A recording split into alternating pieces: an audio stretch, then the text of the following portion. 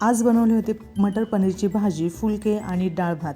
त्याचबरोबर मी इथे गाजरची खीर बनवते. 1.5 लिटर दूध उकळायला ठेवलं होतं मी. 20 मिनटं उकळू दिलं आणि त्यानंतर यामध्ये मी कंडेन्स मिल्क ॲड केलं.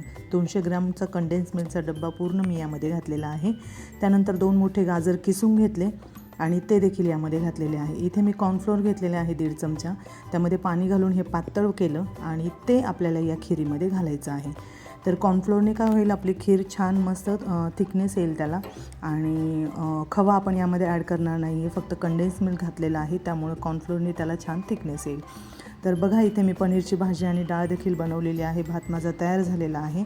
खिरीमध्ये बघा मी इथे फक्त पाववाटी साखर घातलेली आहे, कारण कंडेन्स मिल्क आपण यामध्ये ॲड केलेलं आहे, त्यामुळे इथे फक्त पाववाटी मी साखर घातलेली आहे. त्यानंतर तूप गरम करायला ठेवलं, त्यामध्ये मी ड्रायफ्रूट्स ॲड केले आणि त्यानंतर हे छान परतून घेतले. छान ब्राउनिश कलर यायला सुरुवात झाली की ते आपल्याला या खिरीमध्ये घालायचे आहेत.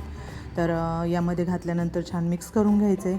बघा कॉर्नफ्लोअर घातल्यानंतर आपल्या खिरीला छान थिकनेस येतो. जी साईडला साई जमा होते ना, तीसुद्धा आपल्याला खिरीमध्ये ॲड करत राहायची आहे. तर जवळजवळ पुन्हा मी कॉर्नफ्लोअर घातल्यानंतर 20 मिनटं ही खीर आपल्याला शिजवून घ्यायची आहे. त्यानंतर गॅस बंद केला आणि खीर बाजूला उतरवून घेतली. यामध्ये थोडंसं अगदी मीठ घातलेलं आहे मी इथे आणि त्यानंतर वेलची पावडर घातलेली आहे. आता ह्याला मिक्स करून घ्यायचं आहे. खीर अजून गरमच आहे आपली, पण थंड झाल्यानंतर ही अजून थोडीशी घट्ट. तुम्ही सुद्धा ट्राय करून बघा ही गाजराची खीर. पुन्हा भेटूयात नवीन व्हिडिओमध्ये.